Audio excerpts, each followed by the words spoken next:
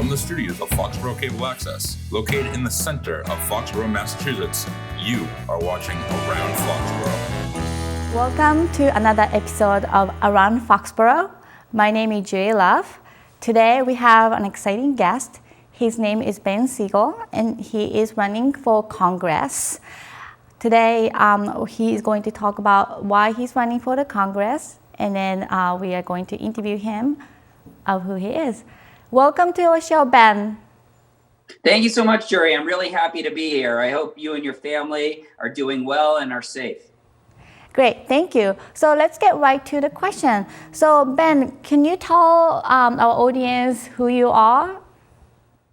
Yeah, sure. You know, I am the son of a Puerto Rican mom. My mom was born in Puerto Rico, 7th generations. In fact, when I get elected, I'll be the first Latino ever elected to Congress from Massachusetts. My dad is 3rd generation from Worcester and worked in the federal government for over 40 years. In fact, he worked at HUD for around 20 years and audited the public housing authorities in Fall River and in Taunton.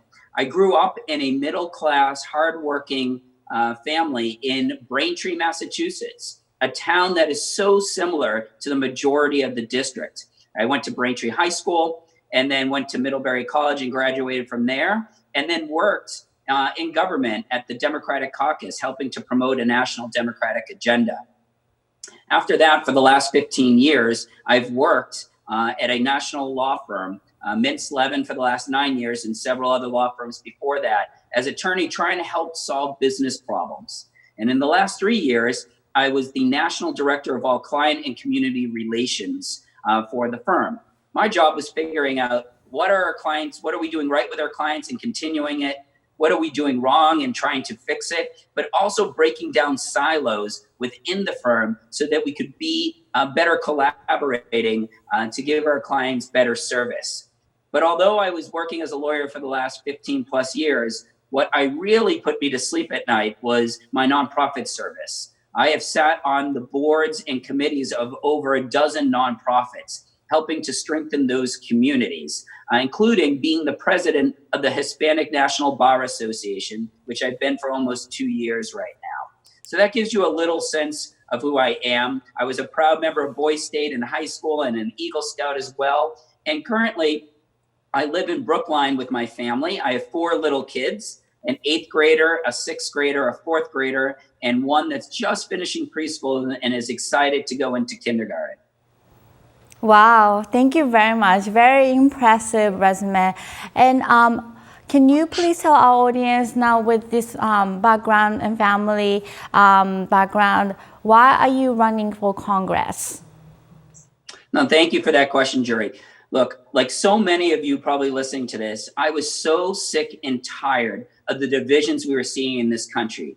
Tired of being divided by race, tired of being divided by income, tired of being divided by abilities and by loves and by age and where I live.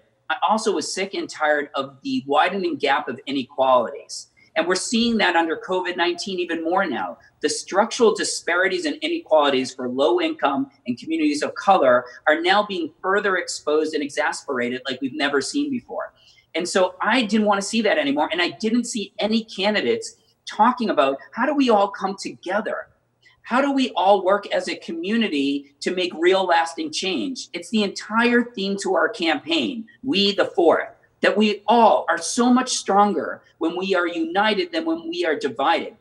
Because that's what I think people want, and that's what we need if we're going to solve these problems. It's also how we're going to make sure that towns like Foxborough get their voice heard. It is why I was the first candidate, and I believe still the only candidate, to visit all 34 cities and towns. Because I truly believe we are all in this together, not just under COVID, but all the time.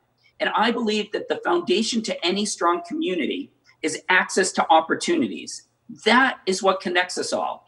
Access to high quality, affordable healthcare, access to high quality, affordable education from universal preschool all the way to higher education and adult education, access to clean water and clean air, access to affordable housing and affordable and clean, efficient transportation.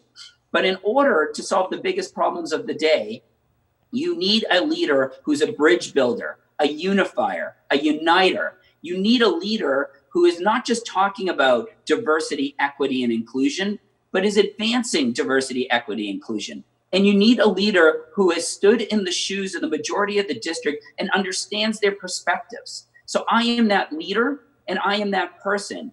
You also need to make sure that you have that in order to solve the biggest problems of the day, all three main sectors of the community need to work together: the nonprofit, the government, and the private. And I have worked in all three sectors, working at the Democratic Caucus, helping to promote a national Democratic agenda, working as an attorney for the last 15 years in the private sector, and working on nonprofit boards, over a dozen of them, helping to strengthen communities. I've been the president of the National Hispanic Bar Association and will be the first Latino ever elected to Congress. I grew up in a middle-class family. I understand what the burdens of being in a middle-class family are like in a town, Braintree, that is so similar to the rest of the towns that are in the district. And I am someone who has worked to unify and bridge build through my nonprofits. I created the Young Jewish Leaders Council, the first council in the country that brought together all 40 plus young adult Jewish organizations in Massachusetts to network, to collaborate, to learn best practices. I also created the first Jewish Latino National Task Force and the first Jewish Muslim National Task Force for young adults. This is how I've gone forward and why I think I will legislate going forward this way. We need to narrow the gap of structural disparities and inequalities, and we need to work together because we are so much stronger than when we do that than when we are divided. Well, thank you very much for the answer. So you have a video, campaign video that you sent it to us. So let's watch it together. Would you please tell us about this video? Of course. I think this video really encapsulates everything about the campaign and our theme, We the Fourth, that we're all in this together. You will see that it's a unifying, that it is a unifying video, that all the voices of the 4th District, including Foxborough's, will be heard and will have a seat at the table. And it will not just be about those in the northern part of the district or the southern part, it will be everyone together. And I think this video really shows that our campaign is about a movement that will make things move forward to make real lasting change for everyone, not just a privileged few. Great, so let's watch it right now. Our age. Our skin. Our beliefs. Our zip codes. Our abilities. Our loves. Our birth countries. These are the things they say divide us from one another. But the truth is, there's so much more that unites us. And those who benefit from our division Have tried to make us forget that because they know That together, together we are strong. We're resilient. We are unstoppable. And now We must all take a stand. Now is the time we must lift each other up. And now is the time we must come together. as one community, because our future depends on it. my name is Ben Sigel, and here I am, ready to bring our community together to make real change. Because I believe no matter what street, what color or creed, we are all the 4th, the Massachusetts 4th Congressional District. It's time we stand together to fight for the things we believe in, the things we deserve, and that's why I am running for Congress.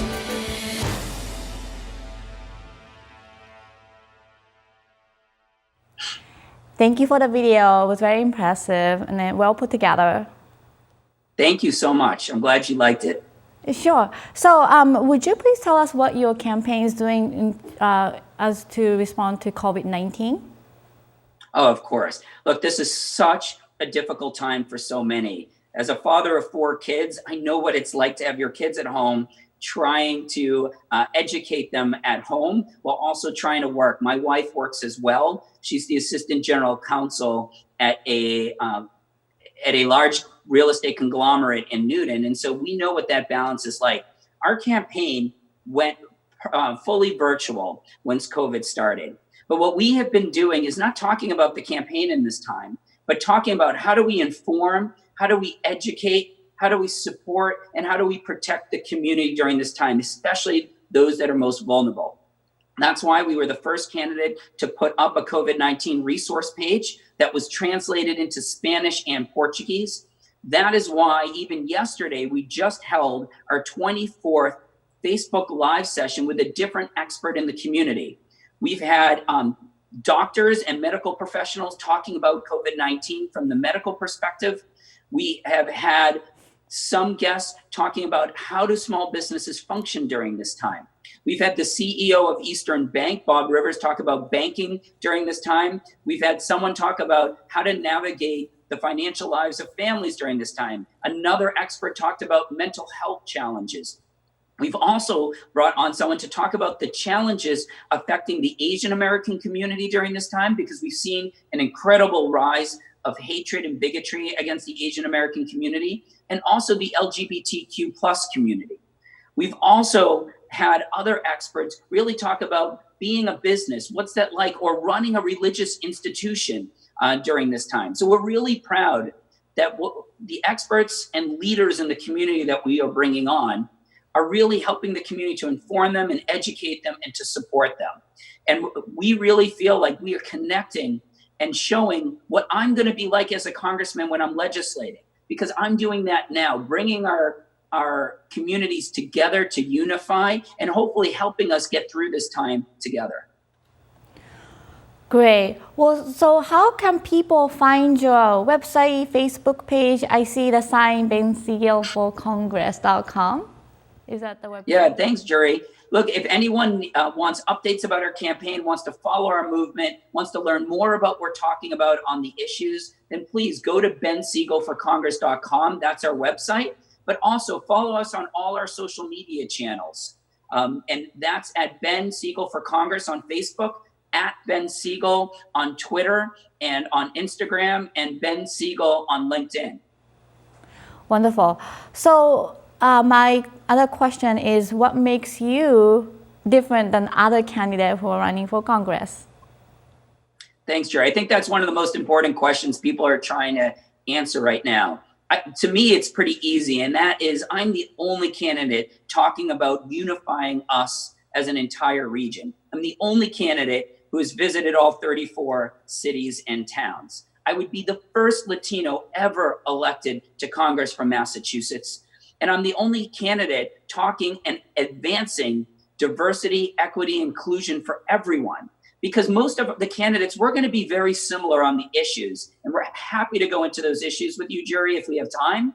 But we're going to be very similar on the issues. What's going to distinguish someone is, are they going to be able to trust this member of Congress to be their voice, to listen to them and make sure they have a seat at the table and help lift up everyone, because we are only as strong as the most vulnerable in the community. And it's time we have a leader that's going to look out for everyone to move us forward, to make sure that there are access to opportunities for everyone, whether you are in the highest tax bracket in our community or you're in a low income community. It should not matter. And we need to help and support everyone to moving forward, because it's better for our economy, it's better for our families, and it's better for the Commonwealth.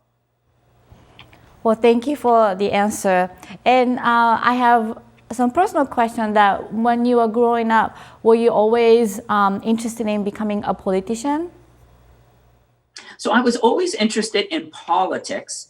I had thought about maybe being a politician. I had never run for office before, but I definitely loved politics. I loved seeing the ability to try to make real change for real people. And I saw that. So I was in student government in high school. I participated in Boys State. I was in student government at Middlebury College when I was there.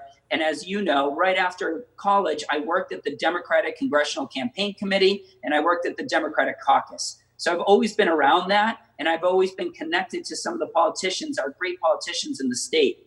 But I was just so sick and tired of the divisions we were seeing and the inequality gaps. And I really believe that I can be that person that unites and brings us together to make real change for everyone. And as an attorney and as the president of Hispanic Bar Association, how does this being an attorney will help to be a congressman? Like I'm curious how your expertise can help us. So I think there's a lot of pieces, and I think it's a mixture of who I am as a Latino, as a Jew, as an American, as someone growing up in a middle class family, as an attorney, and as someone who sat on all of these boards. And as an attorney, we learn how to analyze, right? We learn to the skills and training to have an analytical mind and to use it to solve real problems. So as attorneys, our job is to solve business problems using the legal framework. And I have had that ability to both see a problem, figure out how to collaborate in order to get to a solution that's going to move everyone forward. Because we all know when there are fights going on between two individuals or two companies, a settlement is when two come together to find a middle ground to move forward. And so I've been working on that as an attorney. I've also been able to use my role as an attorney to really help and strengthen the communities I live in and work in while sitting on these nonprofits. My better writing skills and reading skills, analytical skills, but all of that won't matter if someone doesn't trust and connect with you. And so I have had to learn how to best do that, how to connect with people to build a deep, lasting relationship so they understand and connect with you in order to help move them forward and how to be a better listener. And I think being as an attorney, I've gained those skills that I think will be helpful for the people in the 4th District. Wonderful. Well, we really appreciate you coming to Around Foxborough at the Foxboro Cable Access. And then we really wish you good luck for the rest of the campaign. Thank you so much, Yuri. It's really nice speaking with you, and I hope that you and your family stay safe and healthy. Wonderful. Thank you very much. And thank you for our audience for watching another episode of Around Foxborough. My name is Julie Love. I'm your host. We have Michael Weber as our executive director, Paul Beck as our director for Around Foxborough and Foxboro Cable Access. And if you had missed another episode of Around Foxborough, please go to fcatv.org and then click on Around Foxborough. See you next time.